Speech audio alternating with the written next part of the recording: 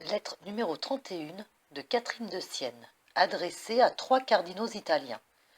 Cette lettre traite de la vraie lumière et des erreurs de l'amour-propre. Elle leur prouve qu'Urbain VI est le vrai souverain pontife. Elle les invite à revenir à lui avec la douleur de leurs fautes et l'espérance du pardon. Au nom de Jésus crucifié et de la douce Marie. Très chers frères et pères dans le Christ, le doux Jésus, moi, Catherine, la servante et l'esclave des serviteurs de Jésus-Christ, je vous écris dans son précieux sang, avec le désir de vous voir revenir à la vraie et parfaite lumière, et sortir des ténèbres et de l'aveuglement où vous êtes tombés. Alors, vous serez mes pères, mais pas autrement. Si je vous appelle Père, c'est à la condition que vous quittiez la mort et que vous reveniez à la vie. Car maintenant, vous avez perdu la vie de la grâce. Vous êtes des membres séparés du chef, d'où vous tiriez la vie, lorsque vous étiez unis par la foi et l'obéissance parfaite au pape Urbain VI. Ceux qui sont dans cette obéissance ont la lumière, et avec la lumière, ils connaissent la vérité, et en la connaissant, ils l'aiment. Celui qui ne voit pas ne peut connaître, celui qui ne connaît pas n'aime pas. Celui qui n'aime pas et ne craint pas son Créateur s'aime lui-même d'un amour sensuel, c'est-à-dire qu'il aime les plaisirs, les honneurs, les dignités du monde. Il aime par les sens. L'homme créé par l'amour ne peut vivre sans amour. Ou il aime Dieu, ou il s'aime. Et il aime le monde d'un amour qui lui donne la mort. Il attache le regard de son intelligence obscurcie par l'amour-propre sur des choses éphémères qui passent comme le vent, et il ne peut connaître ni la vérité, ni aucun bien. Il ne peut connaître que le mensonge, car il n'a pas la lumière. S'il avait la lumière, il connaîtrait qu'un pareil amour ne peut lui donner que la peine et la mort éternelle. Il donne un avant-goût de l'enfer en cette vie, car il rend insupportable à lui-même celui qui s'aime et qui aime les choses du monde d'un amour déréglé. Ô aveuglement de l'homme, tu ne vois pas, malheureux, que tu crois aimer une chose solide et durable, une chose agréable, bonne et belle, et tout est changeant, misérable, et sans aucune bonté, non pas dans les choses créées en elles-mêmes, car elles viennent toutes de Dieu, qui est le souverain bien, mais par l'attachement désordonné de celui qui les possède. Combien changent les richesses et les honneurs du monde pour celui qui les possède sans Dieu et sans sa crainte. Aujourd'hui, il est riche et puissant, et demain, il est pauvre. Combien est triste notre vie corporelle, car tant qu'elle dure, nous ne répondons pas, tous nos membres, que l'infection. Nous ne sommes vraiment qu'un vase d'infection, qu'une chair destinée en pâture au ver et à la mort. Notre vie et la beauté de la jeunesse passent comme la beauté de la fleur, qui, une fois cueillie, ne trouve plus personne capable de la conserver. Pas plus que la vie, lorsqu'il plaît au souverain juge de la cueillir par la mort, et personne ne sait quand. Ô malheureux, les ténèbres de l'amour-propre t'empêchent de connaître cette vérité. Si tu la connaissais, tu aimerais mieux souffrir toutes sortes de peines que de vivre ainsi. Tu t'empresserais d'aimer et de désirer celui qui est. Tu goûterais sa vie avec constance, et tu ne changerais pas comme la feuille au gré du vent. Tu servirais ton Créateur, tu aimerais tout en lui et rien hors de lui. Oh, avec quelle sévérité sera repris au dernier moment cet aveuglement, dans toute créature raisonnable, et surtout dans ceux que Dieu a tirés de la fange du monde, et placés dans la plus haute dignité qui puisse être, puisqu'ils ont été faits les ministres du sang de l'humble et pur agneau. Hélas, hélas, qui vous a empêché de vous rendre digne de cet honneur par la vertu?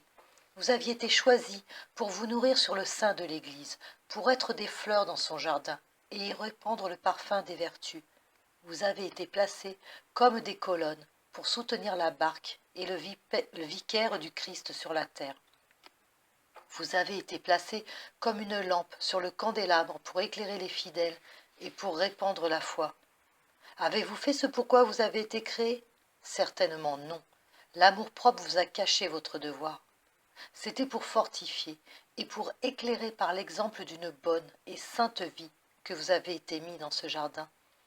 Si vous aviez connu cette douce vérité, vous l'auriez aimée et vous vous en seriez revêtu. Où est la reconnaissance que vous devez avoir pour cette épouse qui vous a nourri sur son sein? Je ne vois que l'ingratitude, et cette ingratitude a tari la source de la piété. Qu'est-ce qui me montre que vous êtes des ingrats et des mercenaires? La persécution que vous et les autres avez faite à cette épouse, au moment où vous deviez être ses boucliers pour résister au coup de l'hérésie. Vous connaissez la vérité. Vous savez bien que le pape Urbain VI est le vrai pape, le souverain pontife régulièrement élu, non par la peur, mais par l'inspiration divine bien plus que par vos suffrages.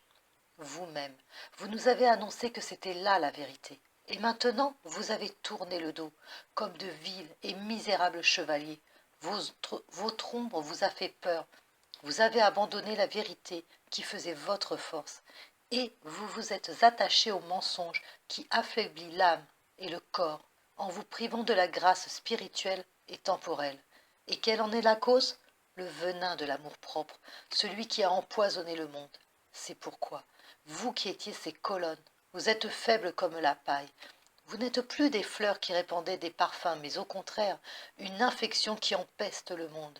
Vous n'êtes plus des lumières placées sur le candélabre pour répandre la foi, mais vous avez caché la lumière sous le boisseau de l'orgueil, et au lieu de répandre la foi, vous l'avez profanée, en l'obscurcissant en vous et dans les autres.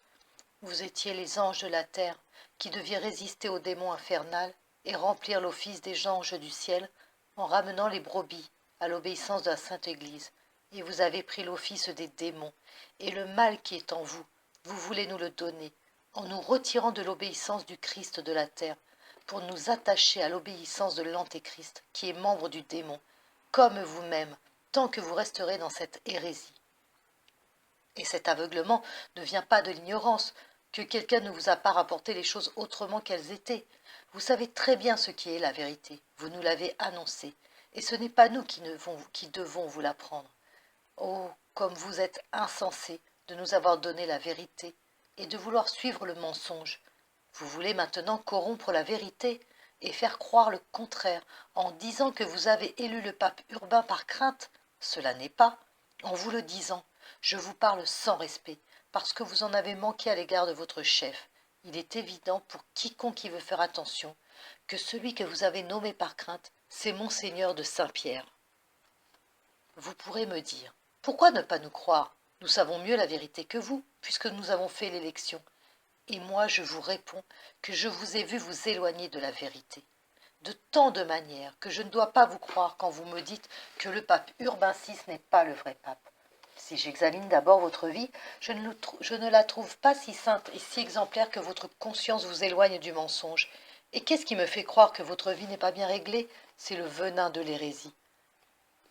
Si j'examine l'élection qui a été faite, nous savons de votre bouche même que vous l'avez fait canoniquement et non par peur. Celui que vous avez nommé par peur, c'est Monseigneur de Saint-Pierre. Qu'est-ce qui prouve que l'élection de Monseigneur de Bari, qui est aujourd'hui le pape Urbain VI, a bien été faite? C'est la solennité de son couronnement. Ce sont les hommages que vous lui avez rendus, les grâces que vous lui avez demandées. Vous vous en êtes servi dans une foule de choses. Vous ne pouvez le nier sans tomber dans le mensonge. Ô insensé, digne de 1000 morts, dans votre aveuglement, vous ne voyez pas votre malheur. Vous êtes tombé dans une telle confusion que vous vous déclarez vous-même menteur et idolâtre.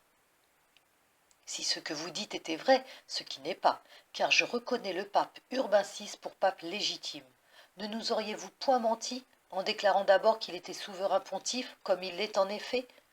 N'auriez-vous pas été idolâtre en le reconnaissant pour le Christ de la terre? Ne vous seriez-vous pas rendu coupable de simonie en lui demandant des faveurs et en vous en servant contre tout droit? Oui, assurément. Maintenant, ils ont fait un antipape et vous êtes avec eux. Vous l'avez montré par vos actes et votre présence au moment où ces démons incarnés ont élu un démon. Vous pourrez me dire, non, non, nous ne l'avons pas élu. Je ne sais si je dois le croire, car deviez-vous assister à cette élection lors même que votre vie eût été en danger? Vous ne deviez pas moins taire la vérité, et vous deviez autant que vous le pouviez faire connaître ce qui était suspect. Aussi, je veux bien croire que vous avez fait moins de mal que les autres dans votre intention, mais vous avez été pourtant leur complice. Que vous dirai-je? Je vous dirai que celui qui n'est pas pour la vérité est contre la vérité. Celui qui n'était pas alors pour le Christ de la terre le pape Urbain VI, était contre lui. Je vous accuse donc d'avoir participé au mal, et je puis dire que vous avez élu un membre du démon. S'il avait été membre du Christ, il eût préféré mourir que de consentir à une telle iniquité. Car il sait bien la vérité, et il ne peut s'excuser sur son ignorance. Vous êtes coupable, et vous vous êtes rendu complice de ce démon en le reconnaissant pour pape contre la vérité, et en lui rendant des hommages que vous ne lui devez pas. Vous avez quitté la lumière, et vous allez aux ténèbres. Vous désertez la vérité pour le mensonge. Oui, de tous les côtés je ne trouve que mensonge. Vous êtes digne de châtiment, et je vous déclare, pour la décharge de ma conscience, que si vous ne revenez à l'obéissance avec une humilité sincère, le châtiment tombera sur vous. Ô misère, au-dessus de toutes les misères, aveuglement, au-dessus de tout aveuglement, qui ne laisse pas voir le mal, et la perte de l'âme et du corps. Si vous le voyiez, vous ne seriez pas si changeant par crainte servile. Vous n'auriez pas quitté la vérité par colère, comme des orgueilleux habitués aux flatteries et aux plaisirs du monde. Vous n'avez pas su supporter non seulement une juste correction, mais une parole dure qui vous reprenait. Vous avez levé la tête, c'est bien là ce qui a causé votre révolte. Oui, nous voyons la vérité. Avant que le Christ de la terre vous ait repris, vous le reconnaissiez et vous lui rendiez hommage comme au vicaire de Jésus-Christ. Mais le dernier fruit que vous avez porté et qui donne la mort montre quels arbres vous êtes. Votre arbre est planté dans la terre de l'orgueil que nourrit l'amour de vous-même, et cet amour vous ôte la lumière de la raison.